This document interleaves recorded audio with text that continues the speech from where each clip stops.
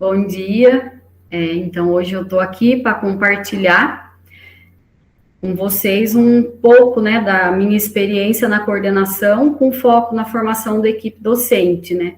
Tanto dos que já participaram do projeto e são efetivos da rede, quanto os que chegam todo ano. Pode passar aí, por favor. Bom, como a Ju já falou, né, eu sou a Claudiane, sou efetiva da rede municipal, estou na coordenação da EMEI Arco-Íris desde 2014, e hoje, né, a nossa escola EMEI Arco-Íris tem 175 crianças matriculadas, sendo 69 da creche, de 2 e 3 anos, e da pré-escola 106 crianças. Nós temos 13 professores, 13 funcionários, 2 gestoras, que sou eu e a Sinara, e 4 estagiários.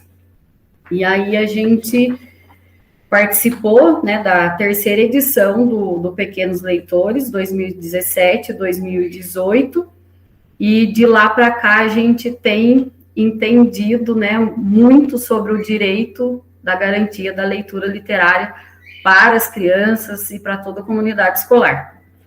Pode passar aí. E esse é o percurso, né, que eu vou tentar fazer para contar um pouco, né, do meu trabalho com a formação de professores. Pode passar, Mê.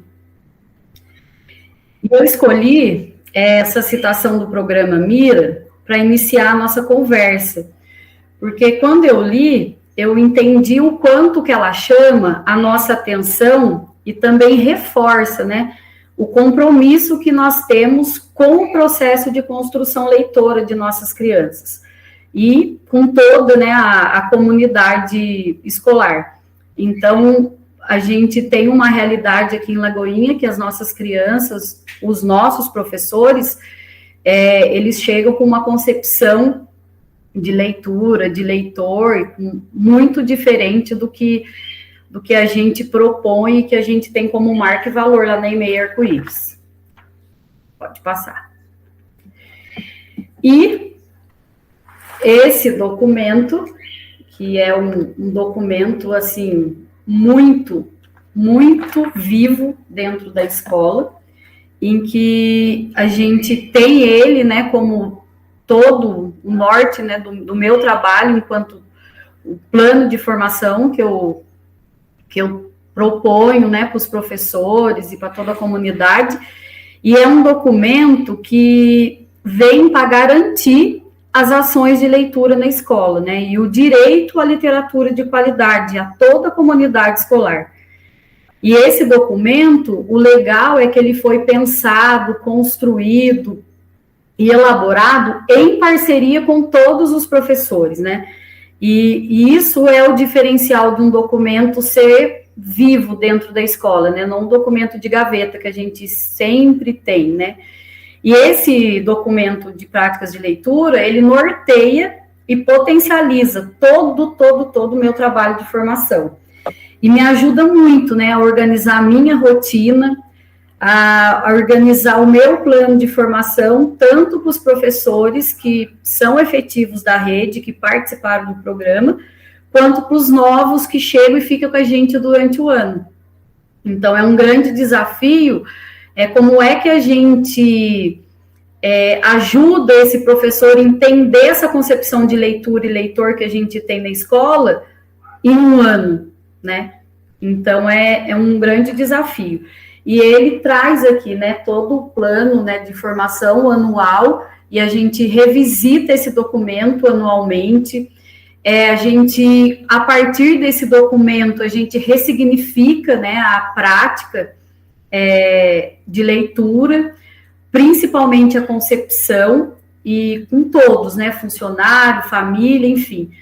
E é esse documento que garante, né, que as práticas na escola, elas aconteçam, mesmo depois que o projeto foi embora, né, porque a gente continua junto sempre. E é um documento também que a gente declara nele, né, o que a gente quer de de leitura literária, o que a gente pretende, como que a gente faz para chegar, como que a gente sai do lugar que a gente estava, enfim, é um documento, assim, que, para mim, ele é inteirinho, rabiscado, às vezes as pessoas pedem para ver, eu tenho até um pouco de vergonha de mostrar, mas agora eu não tenho mais vergonha, porque eu entendo que isso é importante, né, porque é um documento que ele está ali, né? Ele é visto o tempo inteiro por mim, pelos professores, então é um documento muito rico. Pode passar, hein? E no livro da coordenação pedagógica, que também é um livro riquíssimo, ele traz, né? Eu escolhi esse trecho porque ele traz com clareza para a gente a função de mediadora do coordenador dentro da escola, né? E o compromisso que nós, enquanto coordenadores, temos de nutrir e apoiar os professores a ressignificar as concepções e as práticas, né? Que a gente tem como marca, de novo, e valor na EMEI Arco-Íris. Então, aqui, a gente não trata esse conceito, quando os professores chegam, como certo e errado, mas a gente ajuda esse professor a refletir o quanto essa concepção que a EMEI Arco-Íris acredita é mais potente para que a criança e toda a comunidade escolar construa, né, esse processo leitor dela, porque é uma construção, né, a gente não nasce sabendo, e a gente sabe que a realidade que a gente tem na escola é de famílias que não têm um ambiente leitor, então a escola tem esse papel importante, né, de construir. Pode passar aí. E aqui eu trago, né, um pouco desse, meio desenhado aí, um pouco desse meu compromisso que tenho enquanto coordenadora com relação às formações que acontecem na EMEI Arco-Íris, porque a formação, eu acredito muito que é elas que promovem, né, e que garante que essas práticas de leituras aconteçam de fato e com qualidade, né? E é isso que a gente preza aqui na EMEI Arco-Íris. E as formações, elas acontecem em 3 aspectos, né? A formação continuada em HTPC, que tem os momentos que são coletivos, né, com toda a equipe, e aí também tem um momento de formação individualizada, né, que a gente chama os professores novos. E essa formação com os professores novos, elas acontecem de acordo com a necessidade que de cada professor, né, que cada professor traz. E tudo isso eu vou fazendo essas observações no acompanhamento diário que eu tenho, né, que são as devolutivas, as minhas entradas em sala, e que acontecem, né, a partir desse acompanhamento, né, que só a formação também não vai garantir. Então, a gente precisa olhar, né, que é esse acompanhamento diário e entender, né, interpretar ali dentro do grupo quais são as necessidades, né. A gente fala tanto das especificidades da criança, mas a gente, enquanto coordenador, também tem que olhar para essas especificidades do professor, né, porque às vezes a gente é meio ansioso e quer que as coisas aconteçam no tempo da gente. Então, a gente também precisa entender que cada professor tem um tempo, e a gente precisa respeitar isso, né. E a minha formação também enquanto coordenadora, né, porque eu preciso me nutrir, né, eu não posso parar de pesquisar, de estudar, porque eu preciso se fortalecer, né, para que eu possa ser esse parceiro experiente do meu professor, né, para que tenha essa tríade para chegar na ponta, que são as crianças e as famílias e toda a comunidade. E eu preciso garantir dentro da minha rotina, diante, né, de tantas demandas que o coordenador tem, esse espaço, né, para pesquisar, para estudar, para buscar, para a gente ser mesmo e ter essas oportunidades de troca. E aí, também tem esse momento de planejamento, né, assim como os professores planejam, a gente, enquanto coordenador, também tem essa necessidade, né, de planejar, de registrar, de ouvir e tudo mais. Então, a gente planejar, né, essas formações, que também são planejadas a partir da escuta ativa que eu tenho, olhando e tentando, né, interpretar, porque esse movimento de escutar parece fácil, mas é muito difícil, né? É um exercício que a gente precisa fazer a todo tempo. E de olhar também para as necessidades do meu grupo, mas partindo também do plano de formação que a gente tem como norte no meu. Ele é tão comigo que eu já acho que ele é até meu, o documento. Na formação que está como meta, né, e como plano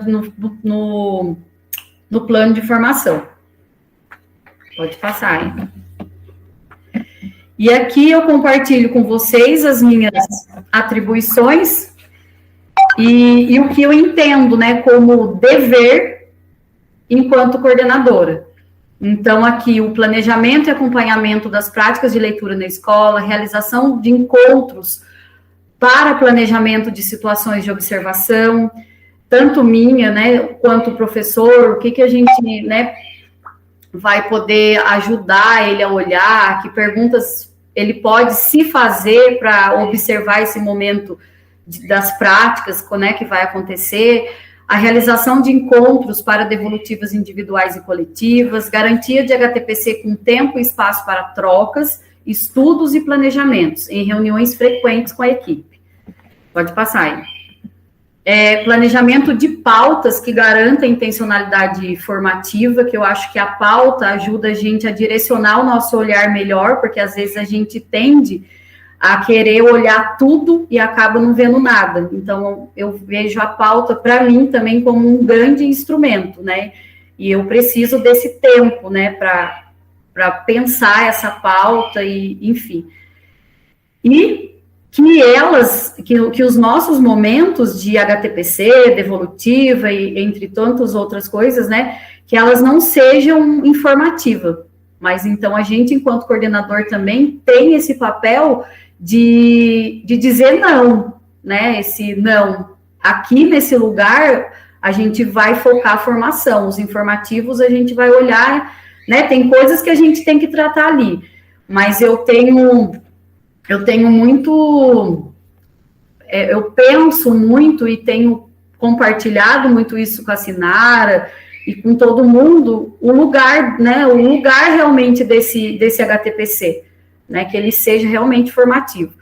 A seleção e produção de materiais para formação e serviço, então a gente precisa olhar para essa formação, mas que ela também tenha qualidade, né, então a importância da gente pensar, né, nesses materiais, nos ambientes, nas leituras, que vai ajudar a gente a fortalecer a nossa fala, né, porque não é eu falando, então a gente tem mais força quando a gente traz referências para dentro desses momentos, a articulação dos planejamentos dos encontros formativos com toda a equipe e dos encontros individualizados, então, né, chamar funcionário, então, a gente entende lá na EMEI Arco-Íris que todo mundo que está ali na escola precisa entender e precisa saber, né, dessa concepção de leitura, entender dessa intencionalidade que a EMEI Arco-Íris tem com relação ao direito e a garantia, né, da literatura literária para todos.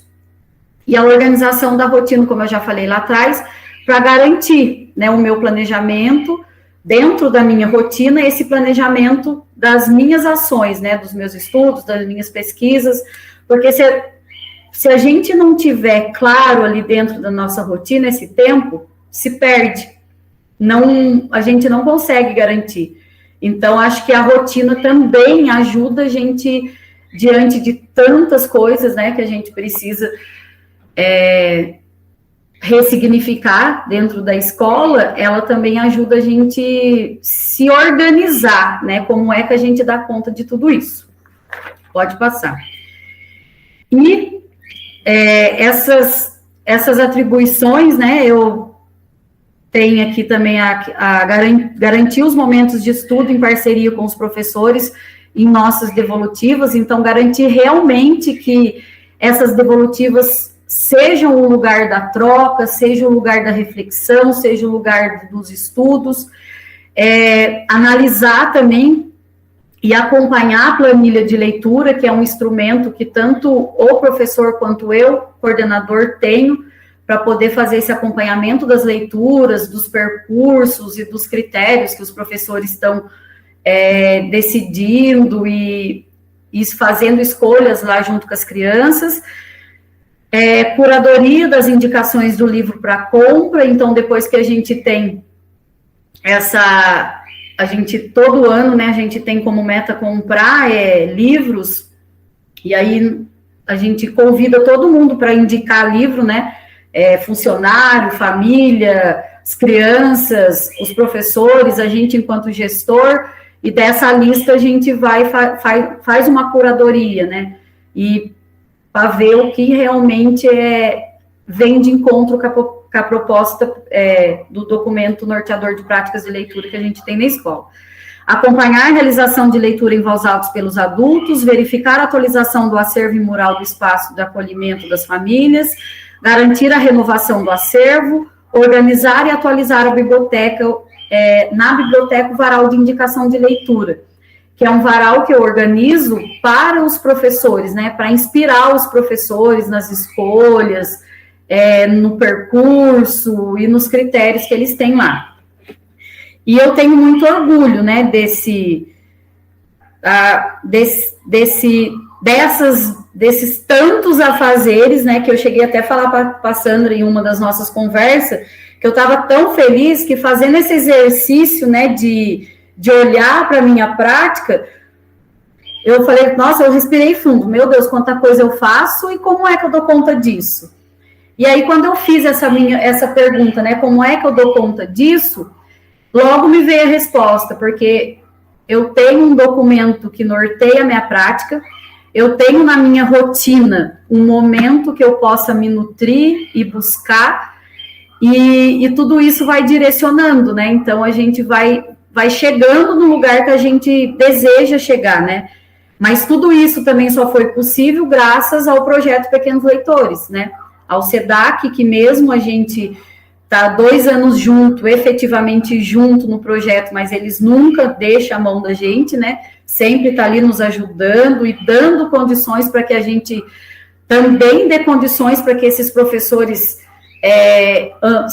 né, evoluam e, enfim, ampliem também o seu repertório, tanto para as crianças quanto para as famílias.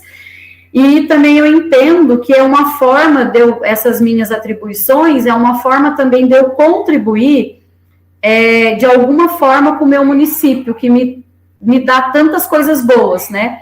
Me traz paz, me traz tranquilidade, me traz segurança, enfim. Então, eu acho que esse meu papel ali na coordenação, nas minhas atribuições, eu entendo como uma forma de devolver para a Lagoinha tudo aquilo que ela me dá de bom. E quando a gente também faz esse exercício, né, de se planejar para a nossa fala, né, de como que a gente vai contar essa nossa experiência, essa nossa prática, a gente também percebe, né, por exemplo, nossa, isso não está muito claro no documento, então a gente precisa melhorar isso aqui. Então, a gente faz também esse exercício de olhar, porque a gente não vai estar aqui para sempre, né? Então, tem que estar tudo muito claro nesse documento para que outras pessoas que venham dê continuidade nesse trabalho potente que a EMEI Arco-Íris vem desenvolvendo. Então, também esse encontro de formadores, quando a gente se propõe, né, a estudar também para organizar a fala da gente, a gente vê também, né, a falha que tem no documento, onde a gente precisa melhorar e tudo mais. Pode passar aí. E aqui também eu tenho alguns instrumentos de acompanhamento que eu entendo que potencializa, né, tanto a minha atuação nas formações, quanto também as práticas dos professores em sala. Que é aqui, né, essa primeira foto é mais ou menos como que a gente faz essa conversa com o professor. Então, eu gosto muito do mapa mental, né, de conceitos, porque aí bate o olho e já sabe, né, por exemplo, quando a gente vai pensar nesses critérios de escolha, o que eu preciso garantir? O que eu preciso olhar? Como que eu preciso qual é a minha intencionalidade, como que eu preciso olhar para esse percurso literário dessa minha turma, né? Então, é um exemplo de formação sobre os critérios de leitura, e toda a formação, como eu já falei, parte do documento, e também olhando para essas especificidades, né? E no final do ano, aliás, no decorrer do ano, nosso documento, com essas formações que a gente faz em HTPC, ele vai sendo revisitado, né? Porque uma coisa é você pegar o documento, vamos ler ele inteiro todo ano. Não.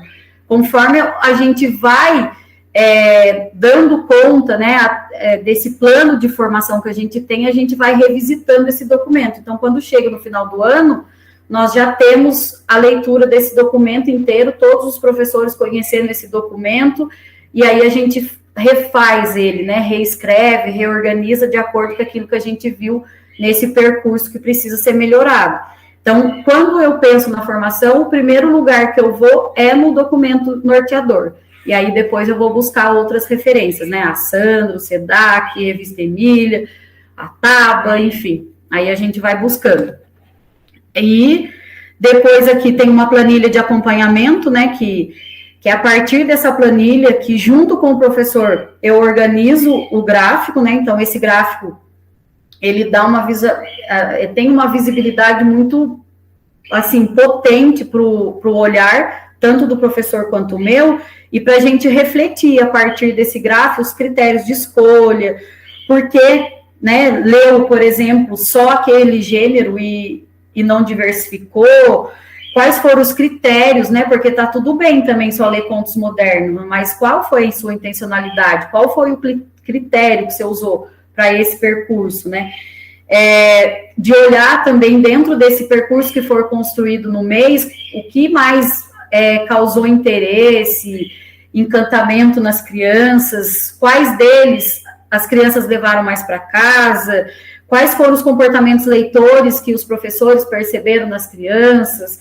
e eu também vou fazendo as minhas observações dentro dessa conversa que a gente vai tendo, né, onde que eu preciso, o que está de destaque ali na prática do professor, e o que eu preciso olhar mais, para que ajuda ele a avançar, né, e também de olhar, né, como lá em cima tem o nosso plano de leitura, como que ele tem feito esse plano de leitura, quais são os momentos, teve dificuldade, quais foram as dificuldades, porque a ideia não é que seja um instrumento só para dizer, eu fiz porque a Cal pediu, não, mas que realmente seja esse apoio para o professor lá na sala de aula. Então, eu preciso também, nessa conversa, eu vou entendendo o quanto que o professor entendeu, tanto da planilha quanto do plano de leitura, né? Ele ainda está nesse lugar de burocrático, ou ele está nesse lugar de que realmente me apoia, né? E aí a gente vai fazendo essas conversas para que eles avancem, né? Tanto quem já está, do que quem está chegando. E esses instrumentos, como eu falei, a ideia é que eles sejam potentes mesmo, né? E esse olhar que a gente tem, né, diante de tudo isso lá na EMEI Arco-Íris, ela se fortaleceu muito mais quando a gente começou a fazer as trocas nas formações. Então, ela, assim, ficou muito evidente o quanto a formação, esses momentos de troca, ajuda a gente tanto garantir quanto avançar, né, em qualidade também. Pode passar aí. E eu trago aqui um trecho, né, da nossa querida Sandra, que eu acredito, né, e vi nesse trecho também o quanto que a formação, né, como eu já falei, é o caminho para a gente garantir que os professores se apropriem da leitura literária, porque hoje em dia, vejo, né, eu percebo aqui, o quanto que os professores não leem, o quanto eles, né, têm dificuldade de, não dá tempo, então, eu acho que as formações também ajudam, né, a gente até a gente, enquanto coordenador, também de buscar essas leituras, né? E assim fazer com que o direito da literatura chegue a toda a comunidade com qualidade. Então, eu vejo a formação, o caminho, ainda não vi outros, mas com certeza tem, mas eu entendo a formação como o caminho potente para a gente chegar nesse lugar que a gente deseja, né? Pode passar, Emily. E aqui eu trago um depoimento, né, da professora Rafaela, que está com a gente 2 anos, ela não é efetiva, ela veio pelo contrato, mas, assim, ele ajuda muito a minha conversa, né, aqui com vocês, a entender nessa mudança de chave, que a gente tem o dever, eu acho, não tenho certeza, de promover enquanto coordenador. Antes de trabalhar na Hermei Arco-Íris, minha concepção de leitor e leitura eram baseadas na ideia de que a leitura era uma prática que deveria acontecer todo dia. Com as crianças, sempre em roda, voltando seus olhares para o livro com atenção. No entanto, ao iniciar minha docência nesta escola, meu olhar para a leitura ressignificou nas formações em HTPC, devolutivas com a coordenadora e nas sugestões de textos, lives e outros materiais de apoio para estudo e reflexão, entendi que a leitura de qualidade acontece a partir do planejamento com intencionalidade. E é nesse momento que o professor constrói o percurso literário em parceria com as crianças, fazendo escolhas de autores, gêneros literários, personagens ou de narrativas. Também é importante que o professor planeje o espaço e o tempo para a leitura, considerando as especificidades do grupo. Então, aí a Rafa vem para me ajudar, né, fortalecer tudo isso que eu estou falando. Pode passar. E olhando, né, para esses 6 anos de caminhada com pequenos leitores, a gente tem muitas conquistas, né? E aí eu trouxe aqui para compartilhar com vocês algumas delas. A leitura como marca e valor da escola, a concepção de leitor e leitura fortalecida, conversas entre professor e coordenador com regularidade, aprimoramento da reflexão sobre as práticas de leitura na educação infantil, institucionalização da planilha de leitura como um instrumento norteador de acompanhamento pedagógico e também um instrumento para tomada de decisões e garantia das aprendizagens das crianças. Garantia do espaço de estudo em minha rotina para aperfeiçoamento contínuo e parceria com outros profissionais, né? A Sinara, que a gente está ali sempre me apoiando, me ajudando a fazer escolhas, encontrar o melhor caminho, a melhor estratégia, né?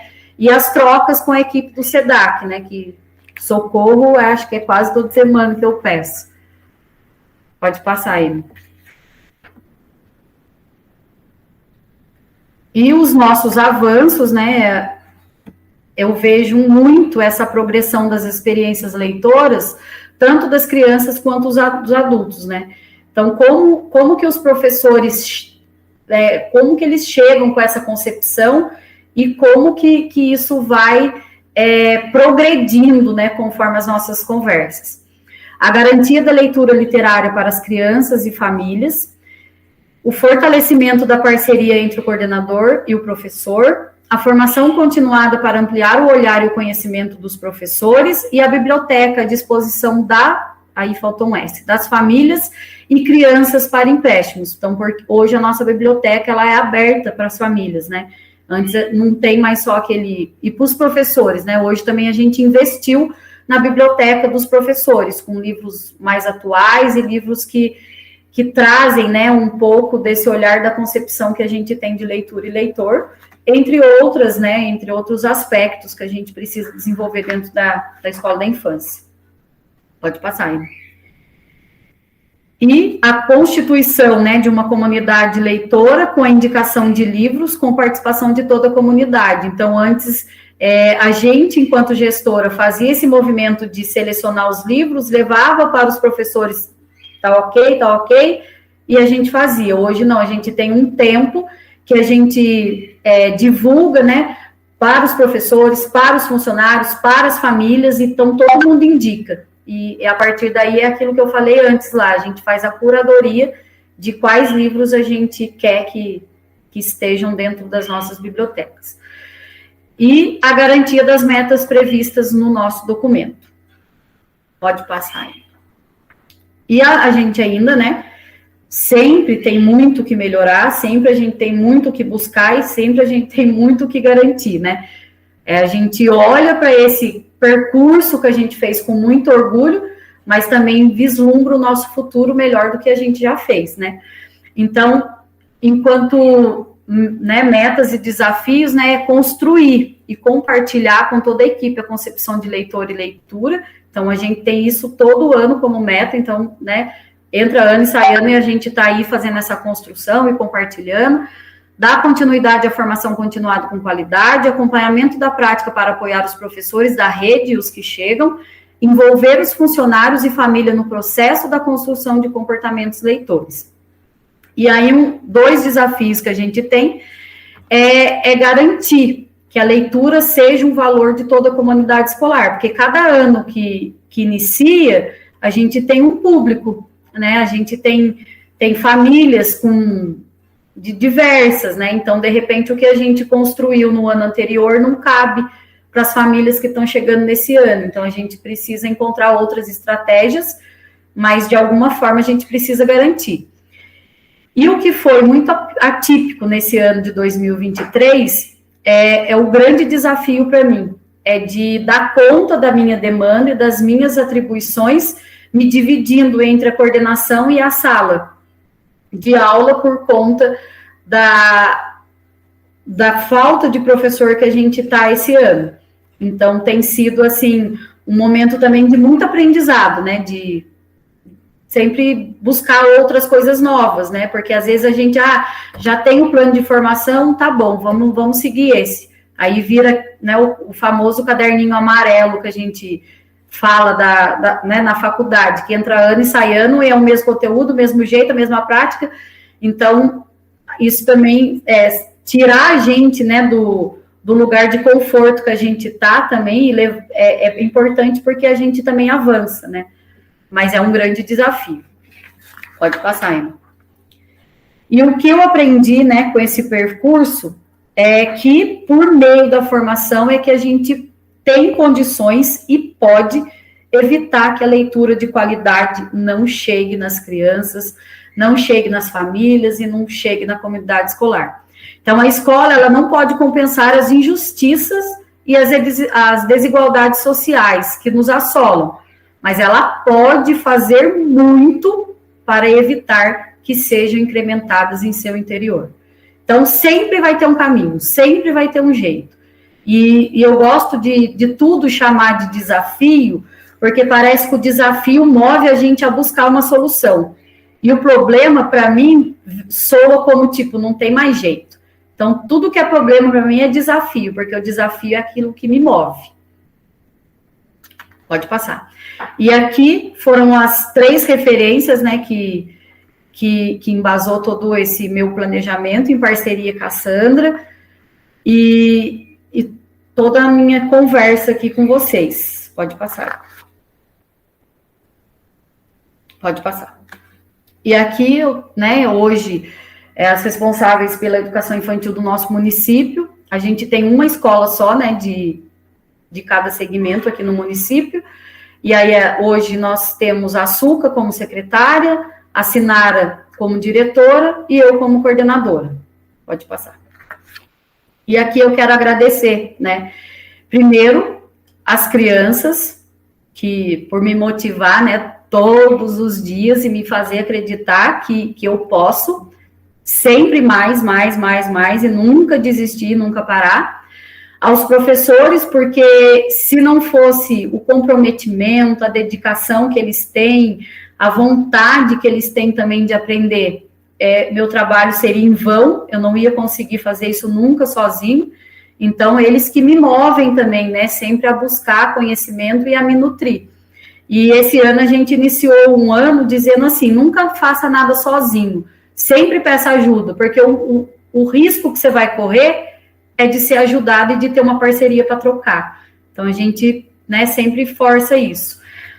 A Sinara, e a Suca, né, pela parceria sempre, pela disponibilidade sempre também de estar me apoiando, porque assim como ela é secretária, eu sozinha, assinar o diretor eu sozinha e eu coordenadora eu sozinha, então a gente troca entre nós, né? Quando tem mais coordenadores assim, acho que tem uma troca mais rica também, né?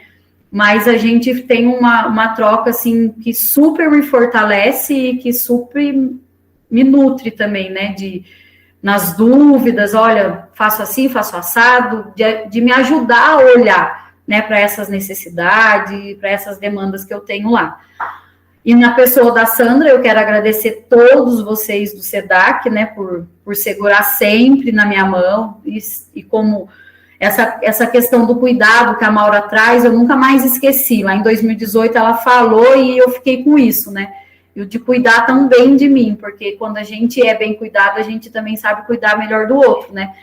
E por ser, né, vocês serem essa força potente aqui na minha prática, né, na nossa prática. E a oportunidade, né, de poder compartilhar um pouquinho da minha prática, e pois são nesses encontros, né, que a gente consegue enxergar também as lacunas, porque a gente tem esse tempo, né, de parar, de olhar, de refletir. Mais uma oportunidade que a gente tem, né, de fazer tudo isso e melhorar para que a gente possa avançar. E minha eterna gratidão. E espero que eu tenha sido... acho que no tempo eu estou, porque ninguém falou, falta 5 minutos. E espero que tenha feito sentido para vocês, que para mim faz muito, muito, muito sentido. Muito obrigada. Que honra, né, fazer parte desse encontro. Pequenos Leitores já é um projeto que a gente zela muito, porque tem uma causa que nos é muito cara, e acho que vir comentar aqui, participar dessa conversa depois da apresentação da Claudiane é mesmo uma oportunidade tanto, porque mostra tanto de consistência que tem esse trabalho, essa parceria, e acho que uma clareza, né, do papel aí como formadora de professores e essa responsabilidade perante a política, a implementação de uma política de leitura. Então, a minha ideia aqui, eu vou começar e depois a Érica vem e complementa, eu vou falar de uma perspectiva mais macro do plano de formação, o plano de formação visto do ponto de vista da rede. Então, a partir do que a Claudiane trouxe, né? A Claudiane trouxe aí o documento norteador de práticas de leitura na educação infantil como um documento estruturante que traz várias práticas de leitura já institucionalizadas e também o plano de formação, né? Então, eu trouxe aqui uma recorrência desse movimento que é um ciclo que se retroalimenta e que a gente pode identificar sempre que um plano de formação, ele sempre parte das necessidades formativas. Ele tem um mapeamento das necessidades formativas e acho que a Claudiane faz referência a isso, tanto as necessidades individuais quanto as coletivas, né? E é muito importante estar atento aos diferentes momentos em que os profissionais se encontram e um plano de formação atento a tanto esses diferentes momentos, quanto essas diferentes apropriações que vão sendo feitas do trabalho de formação da rede, do trabalho da sala de aula. Então, a Claudiane traz ali que o documento norteia o trabalho da coordenação pedagógica e o tanto que é estruturante na atuação dela, e o plano de formação também né, como a Maura falou, o plano de formação ele é um documento norteador que materializa, ou que dá materialidade à política educacional do município, e que quando a gente conhece, a gente vê, nossa, uau, tem aí uma formação consistente, sistemática e regular em Lagoinha, atenta aí à formação do papel leitor, né? A gente está falando, no fundo, de uma formação em contexto de trabalho, que eu acho que também a Claudiane foi fazendo referências a essa coletivização de saberes, a essa formação que está centrada, que está muito relacionada à reflexão da prática da sala de aula ou do trabalho como formadora, que usa a própria prática como um elemento que nutre, né, e que reorienta a atuação. Acho também que a gente tem aí no processo de implementação ou no desenvolvimento das ações formativas, um compromisso dessas ações ser regulares e, como a Claudiane pontuou, intencionais, né, marcados por objetivos muito claros, muito definidos, e ela disse também em um determinado momento, se a gente olha para tudo, não olha para nada, então a importância de ter foco, né, nesse trabalho para que ele alcance a profundidade necessária. A importância do acompanhamento nesse processo, né? Por quê? Porque isso permite que ajustes ou intervenções possam acontecer durante o percurso. Então, embora o documento norteador possa ser revisitado anualmente, e ela disse, está todo rabiscado e é um documento cheio de vida, né? Que é vivo, que é dinâmico e que retrata um pouco também dessa vida aí nas relações que são construídas, isso, o plano de formação é importante que, se a gente percebe que as ações não estão sendo eficientes ou não estão chegando onde deveria, aqui no fundo, é a sala de aula, né, tem a ver com a aprendizagem dos estudantes, a gente pode, sim, fazer ajustes e intervenções durante o processo, no plano de formação, e mudar, pode ser estratégias, pode ser que se imponham novos objetivos ali durante o processo e o percurso daquele ano, no desenvolvimento do plano de formação. E ele também tem parte dessa necessidade de identificar conquistas alcançadas, os avanços, né, que foram obtidos com todo esse trabalho, ou que vêm sendo conquistados, e também os pontos de atenção, quais são os pontos aí que continuam merecendo aí aprimoramento. O Rui Canário, que é uma referência muito importante para nós, né, que trabalhamos com gestão, ele diz que o trabalho, a formação em contexto de trabalho, ele tem essa dimensão individual e coletiva em que os indivíduos mudando os próprios contextos em que trabalham, está tudo super entrelaçado, né? E quando a gente vê os avanços e desafios, acho que a Claudiane pontua aqui coisas muito importantes e que não são pouca coisa, muito pelo contrário. Então, quando ela fala do fortalecimento da concepção de leitor e de leitura na rede, tem aí, né, um trabalho processual sendo desenvolvido e também a parceria, tanto ali com a equipe gestora, com a Sinara, como com a Suca, como com os professores, porque a gente sabe que sozinho a gente não chega a lugar nenhum. Pode passar, Emi. Quando a gente pensa também em plano de formação, o plano de formação envolve muitos aspectos, né? Ele envolve profissionais, ele não considera só o professor, por quê? Para que o professor seja fortalecido no trabalho que ele desenvolve junto aos seus estudantes, é necessária uma formação de diferentes profissionais, né? Então, é necessária a formação da própria coordenação pedagógica, é necessária a formação da direção, é necessária a formação da equipe técnica da secretaria, tudo isso, precisa acontecer tudo isso para que o professor fortaleça e continue, tenha as melhores condições possíveis para fazer o ensino, realizar o ensino e desenvolver da melhor maneira possível para que isso impacte positivamente a aprendizagem.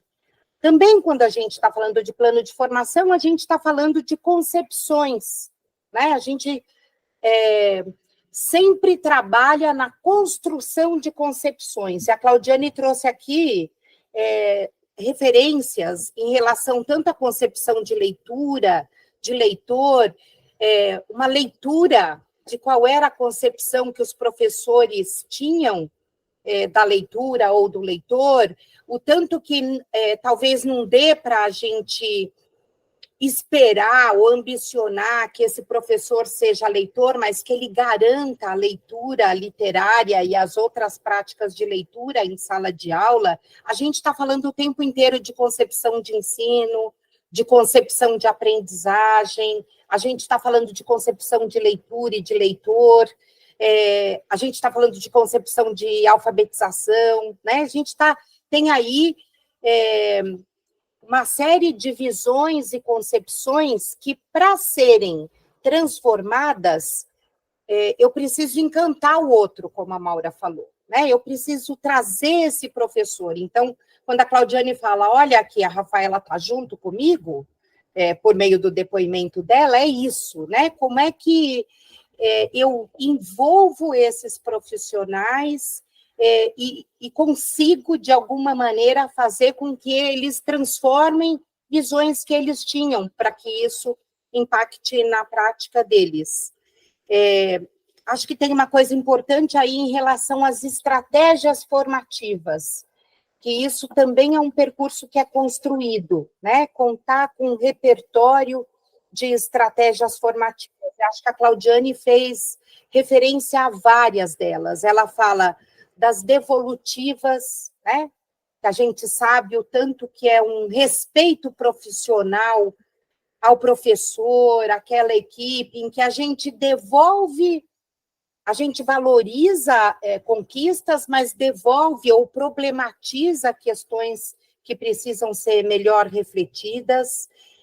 Acho que Claudiane fala de planejamento, fala de estudo, fala da análise de acompanhamento e dos próprios instrumentos, então, da planilha de leitura, fala da problematização de situações, que é isso, o coração da formação em contexto de trabalho, né? Quando a gente traz questões decorrentes da prática para serem refletidas, a observação da sala de aula. Então, aqui a gente tem um repertório de estratégias formativas que podem ser utilizadas por quem é formador nessa construção de sentidos, nessa transformação ou reflexão sobre as concepções. Claudiane também traz as pautas, né? O tanto que elas são marcadas pela intencionalidade e pelo encadeamento. Então, a intencionalidade, que é o foco bem claro, então, a Maura sempre costuma dizer, a pauta, ela traz, ela materializa, né? Ela dá materialidade ali à intencionalidade que se tem.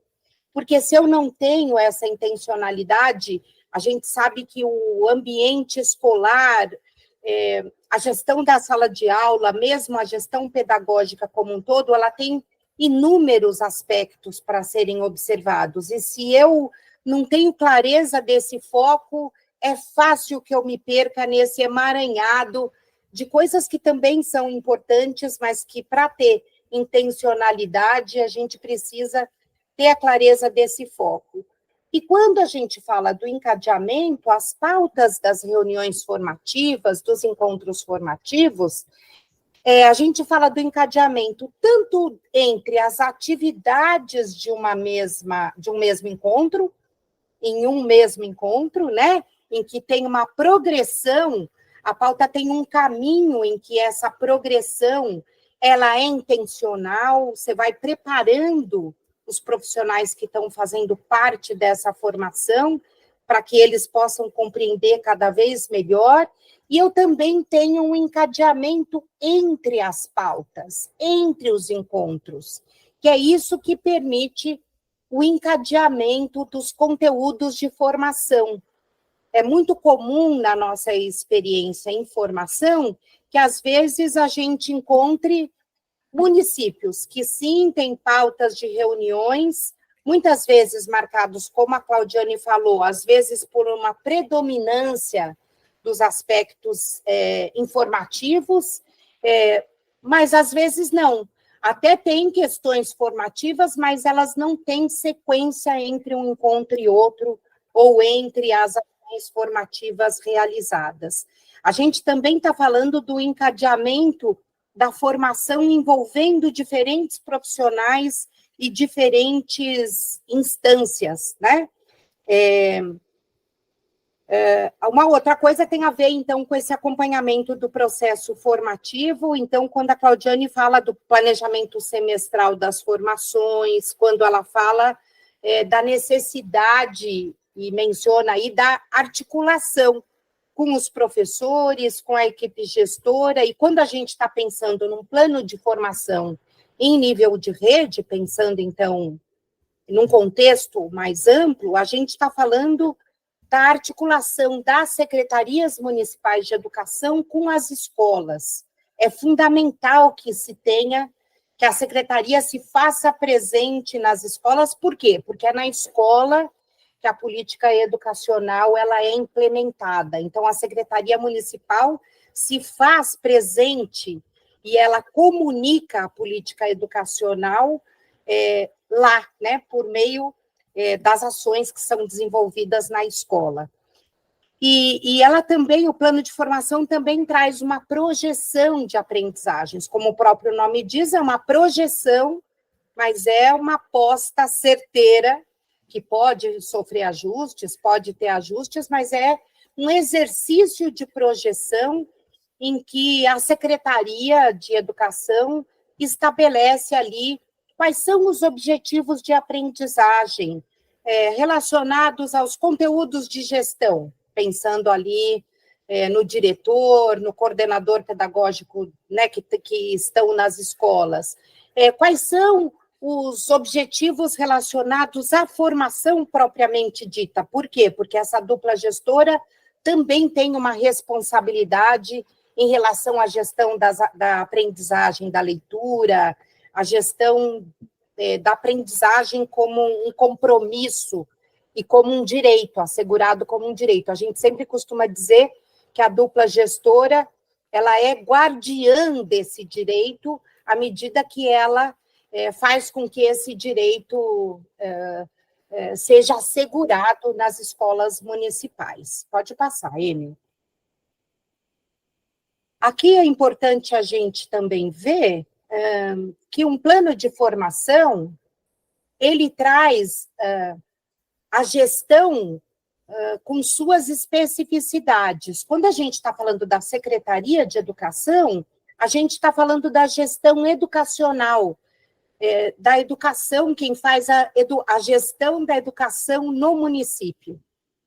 Quando a gente está falando da gestão escolar, então, quando a gente está falando da gestão educacional, nós estamos falando da articulação entre essas diferentes dimensões e dessa clareza do papel que a Secretaria de Educação tem na responsabilidade da gestão da educação do município e de que política educacional a gente está falando, né? Qual é o lugar que essa política educacional ocupa e qual é a clareza que se tem sobre isso.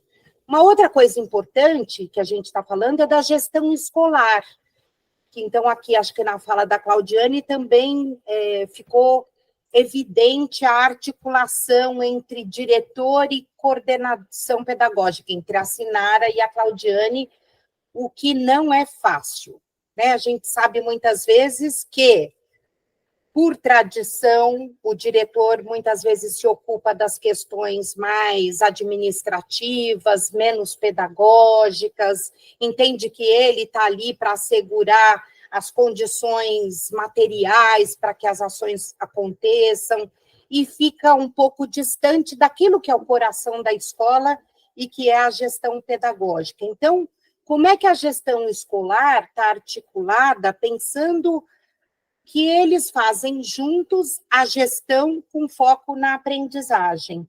né? E como é que, a Érica vai falar isso de maneira mais detalhada, a importância da parceria que se estabelece entre a coordenação pedagógica e os professores. A ideia é que, para que os estudantes possam ser acompanhados e aprendam da melhor maneira possível, isso, como a Claudiane falou, precisa acontecer também com os professores.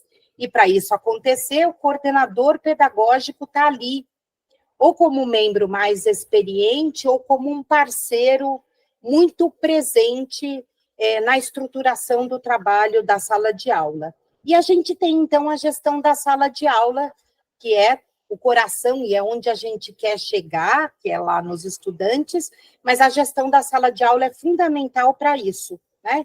Então, quando a Claudiane faz a menção à apropriação da leitura, sem ambicionar que o professor seja um leitor, mas garantindo o direito da leitura para os seus estudantes, é disso que a gente está falando. Quando a gente está falando da gestão da sala de aula, a gente está falando de tempo, de parcerias, agrupamentos entre os estudantes, a gente está falando do planejamento, então, da intencionalidade das situações de aprendizagem que são propostas, em que espaço, como é que o grupo vai estar organizado, ou seja, quantas decisões são tomadas para que as situações de aprendizagem sejam bem-sucedidas. E acho que também cabe aqui uma retomada da fala da Maura, que é a formação em contexto de trabalho e a articulação entre essas gestões não tem outro objetivo senão o que essas lideranças se saiam bem frente aos seus grupos. Ou seja, a gente quer que o professor seja muito bem sucedido lá com seus estudantes, que os coordenadores pedagógicos sejam muito bem sucedidos na formação e no acompanhamento de seus professores e na articulação, as duplas gestoras, na articulação com as escolas. Aí eu trouxe aqui para vocês, pensando em nível de rede, a cadeia colaborativa de formação. Esse é um conceito trazido pela Beatriz Gouveia, né? Pela Bia Gouveia, e que ela fala da importância da gente ter clareza dessa cadeia colaborativa de formação, que ela é também retroalimentada. Ela parte da Secretaria de Educação, passando aí pela atuação qualificada e cada vez mais primorosa dessa equipe técnica pedagógica sintonizada com as necessidades formativas dos profissionais que integram a sua rede, faz um trabalho muito próximo de formação e de acompanhamento dessas duplas gestoras.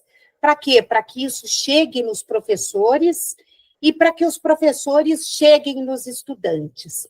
Para por aí? Não. Como é que esse trabalho da sala de aula traz de novo insumos para a gente pensar, para que os professores possam repensar o seu trabalho na sala de aula, para que as duplas gestoras possam pensar em assegurar melhores condições para que esse trabalho da sala de aula aconteça? Como é que as duplas gestoras trazem e tornam públicas essas questões e novas necessidades para a equipe técnica que está na secretaria, e como é que a secretaria abraça, acolhe, trata e dá solução, ou constrói junto, né, com a rede, soluções que podem nem ser eficientes totalmente, mas que são construídas coletivamente. Né? Então, achei que cabia aqui a gente entender que, no fundo, o que a gente procura é instaurar uma cultura de colaboração. Né?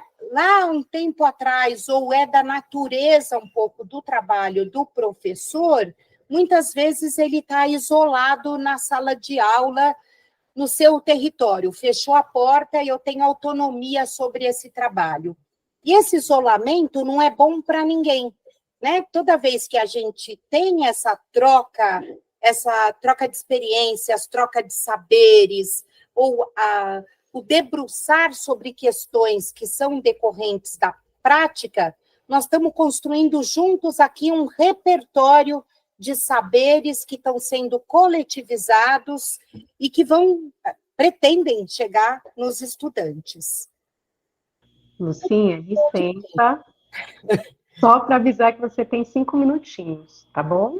Então, eu vou apresentar, eu não vou ler, depois essa apresentação vai ser socializada para vocês. Se eu tivesse mais tempo, eu traria aqui um exemplo para comentar para vocês, um recorte de um plano de formação. Então, como a Ju falou, a gente faz um trabalho nos municípios que ficam no sul da Bahia, e a gente faz um trabalho de formação em gestão pedagógica para aprendizagem. Esse ano, nosso foco está na transição dos anos iniciais para os anos finais.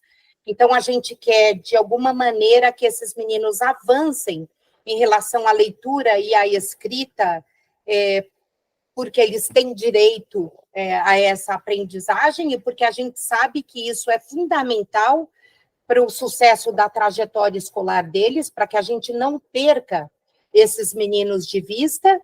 Eu faço esse trabalho aqui na Bahia com a Reca e o Bi e também com a Maura, né? A Maura supervisiona ali as nossas pautas de formação.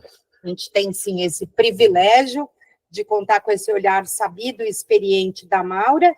E aqui tem um exercício que é compartilhar com vocês um exemplo de um dos ciclos do plano de formação desse ano, em que a gente trabalha com esses diferentes profissionais. Então, a gente tem aqui objetivos gerais que norteiam. Desses objetivos gerais decorrem os específicos, e dos objetivos específicos, os conteúdos de formação ou as atividades, pode passar, Emi, as atividades a serem realizadas. Aqui a gente tem, então, essas atividades, pensando aí num dos ciclos, que foram realizadas considerando aí os diferentes profissionais. O que eu queria com esse exemplo? Mostrar que a gente tem essa perspectiva sistêmica, embora a gente está falando de uma formação que tenha um eixo centrado na transição dos anos iniciais para os anos finais. Para cada profissional, a gente tem ali ações que são específicas ou que consideram o lugar de cada um na rede.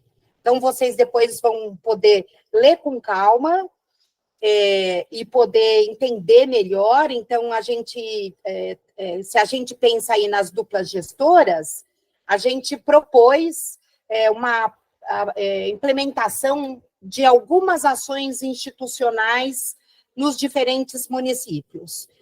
Cada município teve ali a sua decisão, a sua escolha, às vezes por uma ou mais ações institucionais.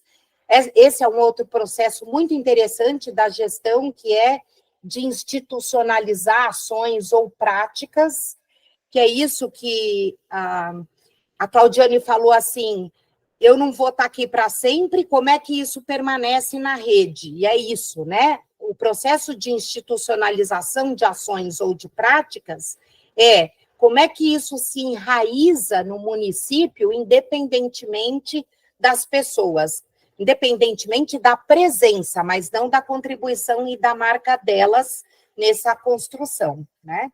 Então, vocês vão poder depois ver com calma esses exemplos. Eu queria só fechar com a colmeia, que eu acho que traz um pouco aí, estou finalizando, coisas importantes que a Claudiane falou, que tem a ver lá na gestão de pessoas, que acho que é a dimensão que traz mais desafios, né, para quem está à frente da gestão, que é isso, de envolver as pessoas, e como é que, no caso do Pequenos Leitores, a gente constitui uma comunidade leitora. Então, é um orgulho danado ver o tanto que essas dimensões estão consideradas nas ações compartilhadas pela Claudiane, seja ali na questão da curadoria, né, da atenção permanente ao acervo, seja ali na gestão de processos, então o tanto que o planejamento está vivo, em pensar a regularidade da formação e essa avaliação constante por meio dos instrumentos de acompanhamento. Então, era isso que eu tinha para dizer, e parabenizar muito Claudiane, Suca e Sinara, que tem esse trabalho aí maravilhoso, construído e respeitando aí essa perspectiva sistêmica e todos os profissionais que fazem parte da rede. Bom, gente, acho que a Claudiane e a Lucinha já trouxeram muito da discussão do que é pensar um plano de formação, né? Esse é um tema bastante complexo, grande, e eu vou fazer aqui um recorte para pensar a constituição de uma comunidade de leitores na escola e a formação ajudando nessa institucionalização das práticas de leitura, né? A ideia aqui é fazer um exercício. Em alguns momentos eu retomo um pouco o que a Lucinha falou, o que a Claudiane falou, mas eu quero começar a nossa discussão disparando aqui a nossa conversa por meio de algumas falas recorrentes das professoras, né? Ontem mesmo eu ouvi uma dizendo, eu gostaria de escolher um livro que tivesse ilustrações simples, né, que fossem próximas ao universo das crianças, lúdicas, né, mas adequadas para apresentar às crianças, né? Ou professoras que chegam até nós e dizem assim, as crianças são muito pequenas, elas não prestam atenção na leitura. E aí eu uso fantoches, outros objetos para chamar a atenção e poder contar a história. Professoras que dizem, ler para as crianças é importante, a gente sabe disso, mas eu não tenho muito tempo, então eu leio quando sobra algum tempinho na minha rotina para ler para as crianças, né? Ou professoras que dizem, eu escolhi um livro para ler essa semana com a minha turma, um livro que aborda a temática da higiene bucal, porque eu preciso ensinar às crianças a importância de escovar os dentes, né? Outro dia eu também ouvi uma professora dizendo, essa semana eu não li, porque não tinha nenhum livro que abordasse a temática do meu conteúdo da semana, né? Falas tão recorrentes, de distintas naturezas, né? Com muitas questões, e fica um desafio para nós, para pensar na coordenação escolar, né? Como eu lido diante de tantas demandas formativas. Mas para além das demandas, né, que eu acho que a gente sempre olha o lado vazio do copo, acho que é fundamental a gente pensar também o que sabem essas professoras quando elas dizem isso ou quando elas realizam tais práticas na escola, né? A gente tem uma defesa sempre de olhar o que as crianças sabem e, aqui no nosso caso, o que as professoras sabem. Pode passar. Essas demandas que surgem das falas, das práticas, né, do planejamento do professor, são demandas individuais ou são demandas coletivas? Como que eu faço para organizar, então, um plano de formação diante de tantas demandas? Como eu divido tantas escolhas, tantas demandas num tempo que eu tenho? Eu seleciono? Como que eu faço para selecionar, né? E aí, acho que a gente pode passar, Emily, acho que é um caminho, né? Que a gente se encontra e fala, para que lado que eu vou? Vou para o lado das práticas, vou com aquelas professoras que recém chegaram na minha escola, como que eu penso esse caminho de formação das professoras, sabendo que o tempo é escasso e que os conteúdos são muitos, né? E aí acho que a Adélia Lerner, sempre a nossa querida mestra, nos ajuda a pensar no desenvolvimento das competências profissionais, né? Acho que a Lucinha retoma aqui o Rui Canário, da formação num contexto de profissional, e a Adélia diz que o eixo condutor de qualquer projeto de formação de professores é o conhecimento didático, né? são as interações produzidas entre professor, criança e objeto de ensino. A gente não pode deixar isso passar. Acho que quando a gente diz que a escola é o contexto, é o lugar, que o melhor contexto para acontecer a formação, a gente está dizendo desse lugar, que é o que emerge da sala de aula, que vem da prática das professoras, que nos ajudam, né, a pensar o trabalho do plano de formação. E quero dar um destaque para o nosso rodapé, que é aprender sempre para ensinar cada vez melhor, né? A gente parte dessa premissa. Então, um plano de formação, como a Lucinha já trouxe, como a Claudiane exemplificou também, ele tem que partir de um foco, de uma intenção muito bem consciente do coordenador pedagógico, dos rumos tomar, de que rumos tomar, né? Não vai dar para atender tudo. Precisamos ter profundidade. Essa ideia de que cada encontro, eu trato um tema, eu trato um conteúdo, tem se mostrado como uma prática pouco eficiente para as mudanças efetivas na sala de aula, né? Para impactar a prática pedagógica das professoras. Então, que conteúdo eu elejo para aprofundar, né? Mas a complexidade desse plano de formação também reside em que conteúdos eu seleciono para pensar a manutenção. Então, conteúdos de profundidade, que eu aprofundo ali a compreensão, a discussão, mas também eu não posso deixar de lado conteúdos em que já foram de aprofundamento em algum momento e que eu preciso resgatar porque às vezes se perde, né?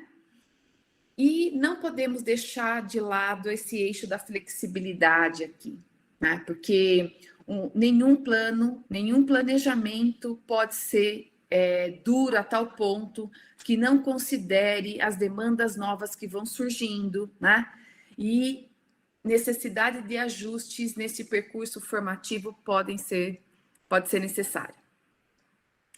Bom, então, diante dessa introdução, eu queria colocar aqui fazer um exercício com vocês, né? A Claudiane trouxe a planilha de leitura como instrumento de acompanhamento, né, do trabalho, como instrumento de acompanhamento e como tomada de decisão. Uma coordenadora aqui do município de São Paulo, a Bruna, ela pediu que durante um tempo as professoras registrassem o que elas leem e colocassem a data, né? E o resultado foi esse, vamos ver. Então, a professora Clara, da turma de 5 anos, ela leu Adélia, Cachinhos de Ouro, Quem Tem Medo de Monstro, Pipoca, um Carneirinho e um Tambor, e Era Uma Vez 3 Velhinhas, ao longo do mês de abril, né? Ó, ela fez uma leitura dia 1º, outra dia 8, dia 15, 22 e 29. A outra professora, também de uma turma de 5 anos, pode passar, Emily, por favor. A Juliana, nesse período de abril, ela fez essas leituras, né? A Árvore Generosa, A Filha do Grufalão, A Menina e o Pássaro, Quero Meu Chapéu de Volta, e essa lista toda de títulos que vocês podem ver. Logo, assim, acho que a primeira coisa que a gente se depara é uma professora está lendo praticamente um livro por semana e a outra está lendo muitos livros, pelo menos um por dia, né? Já levanta aí um olhar nosso que é da frequência, da regularidade das práticas. Esse é um ótimo instrumento para a gente ver muitas coisas, mas eu queria focar na regularidade, que essas duas planilhas preenchidas já mostram isso de cara, né? Mas também olhar para a qualidade das escolhas e trazer um ponto que no próximo slide tem para a gente discutir. Coloquei aqui o que a professora Ana, da turma de 4 anos, dessa mesma escola, leu durante uma semana, e o que a professora Maria, da turma de 5 anos, também leu. Então, a professora de 4 anos, a Ana, leu Aperta Aqui, que é um livro excelente, E alguns contos, como A Princesa e a Ervilha, A Bela e a Fera, A Bela Adormecida, Branca de Neve. E aqui vamos escovar os dentes, porque temos que trabalhar com a higiene bucal das crianças, né? Como que desenvolve isso com as crianças. A turma de 5 anos, a professora leu Adivinha Quanto Eu Te Amo, também alguns contos, como Chapeuzinho Vermelho, A Bela Adormecida, Rapunzel, Branca de Neve e A Verdadeira História dos Três Porquinhos. Comparando estes, né, o que a turma de 4 anos leu e o que a turma de 5 anos leu, o que passa, que demanda formativa a gente encontra aqui? 1 minuto para pensar. Quem quiser escrever no chat, fique à vontade. Seria muito bom.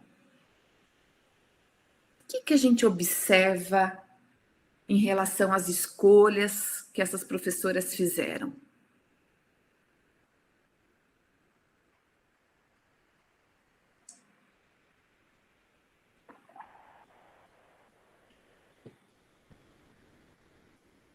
Alguém se anima? A Clau fez um comentário aqui, ela disse o seguinte, né?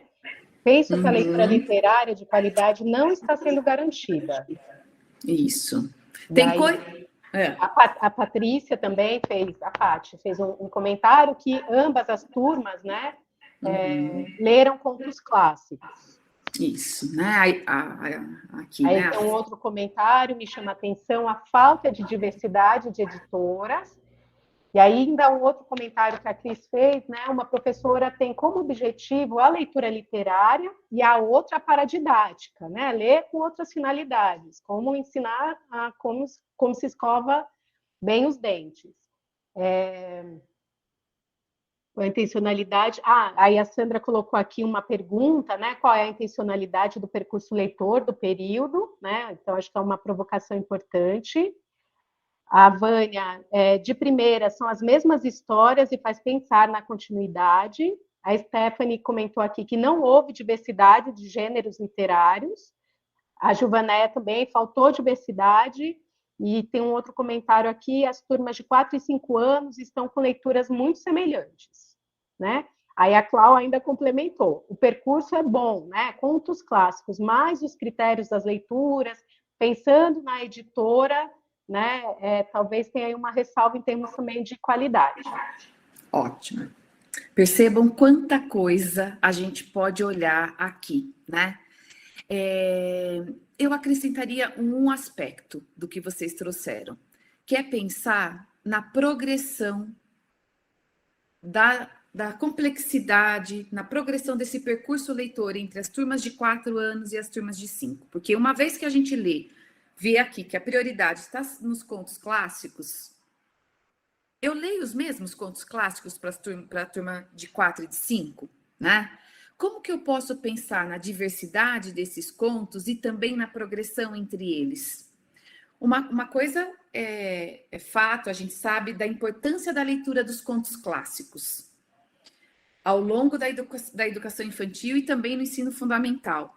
Mas ler os mesmos títulos para as turmas de 3, 4 e 5 anos, o que a gente acaba vendo é isso, né? E, em geral, numa versão mais simplificada, reducionista, muitas vezes, do que são esses contos, né? Sim, podemos ler versões adaptadas, mas que adaptação eu escolho para ler para as crianças que preservam os principais episódios narrativos e a qualidade estética, né, da linguagem literária, das ilustrações? A gente sabe que, questionário aqui, a Ciranda Cultural, a gente sabe que essas edições são aquelas edições que reduzem esses contos a alguns episódios às vezes nem autoria tem esses textos, né? E isso diz muito sobre a qualidade, né? Então, aparentemente, você olha um percurso como esse, você fala, poxa, bacana o que essas professoras estão fazendo, estão trazendo os contos, o Aperta Aqui, o Adivinha Quanto Eu Te Amo, a Verdadeira História dos Três Porquinhos, são títulos de boa qualidade, mas e o que mais, né? O que a gente pode pensar a partir dessa planilha? Quero também reforçar de que a planilha, ela ilumina muito o que a gente pode pensar para o plano de formação, mas ela não diz tudo, né? A forma como a professora encaminha essas situações de leitura precisam estar aqui articuladas para uma melhor decisão sobre esse plano de formação, né? Acho que quero só também retomar a questão da diversidade, não só dos contos, porque poderia, por exemplo, pensar de trazer contos menos conhecidos, né? Essa também é uma forma de ampliar, né? Poderia trazer contos, sim, os mesmos contos, mas de versões diferentes, não da mesma editora, né? Como que a gente amplia o que as crianças possam dar conta, terem outras experiências de leitura, considerando versões distintas, mais completas, né? Versões às vezes traduzidas, e que a gente vá dividindo ali a leitura desses contos, enfim, temos aqui uma diversidade. E eu queria resgatar uma outra questão, voltando para a regularidade dessas práticas, que é o que vocês já comentaram em relação ao direito, né, das crianças. O direito à literatura e o quanto... A última frase que a Claudiane trouxe para... A gente não tem como, mais ou menos parafraseando, né? A gente não é da escola, né? O papel de lidar com todas as injustiças que acontecem, mas a injustiça aqui pode ser... não, está me fugindo o termo aqui, acho que a injustiça ela não pode prevalecer na escola, né? E quando a gente vê que uma turma de 4 anos, de 5 anos, uma professora lê 5 títulos no mês e uma outra professora lê 15 títulos, 20 títulos no mês, há uma produção de desigualdade dentro da escola, né? E não é intencional, claro que não. Mas como a coordenação pedagógica, pensando num plano de formação, assegura que todos tenham direito, os mesmos direitos ali, de terem o acesso a boas experiências de leitura, né? Podemos avançar. Isso que a gente conversou. Então, acho que tem aqui diante desse desafio que é pensar o plano de formação, considerando, mapeando os saberes docentes e as demandas formativas, acho que a Adélia Lerner nos ajuda também a pensar que esse plano de formação precisa considerar um percurso investigativo, né?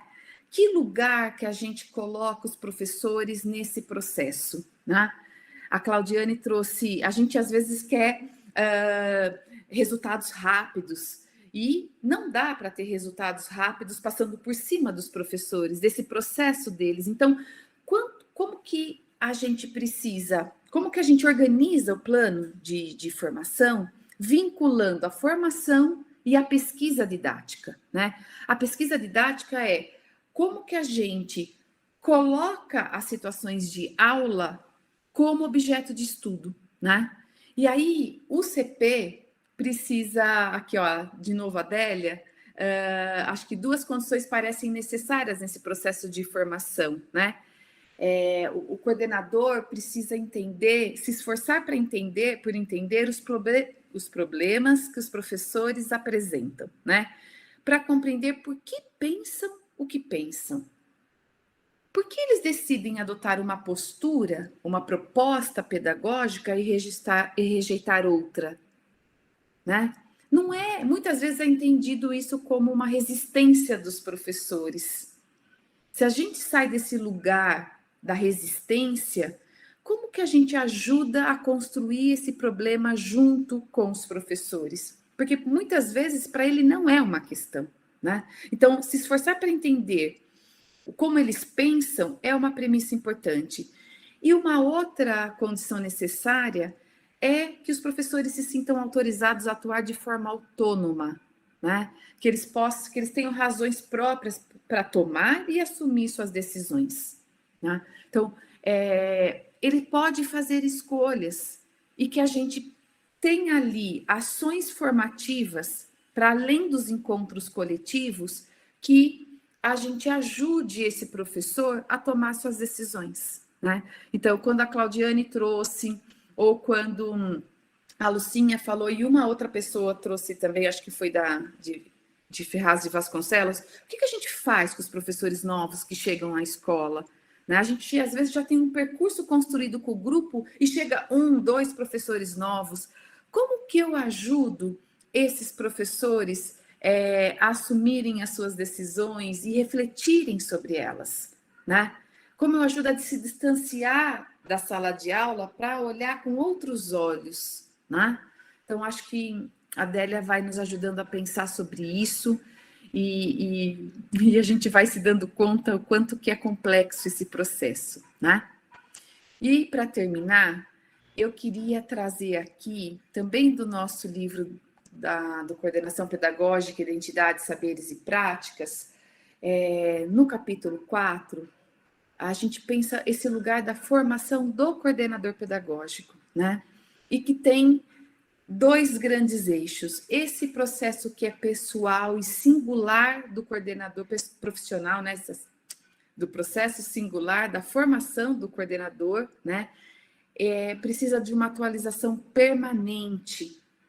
A gente não pode não se atualizar diante de tantas coisas novas que têm surgido, com tantas pesquisas que têm saído, né?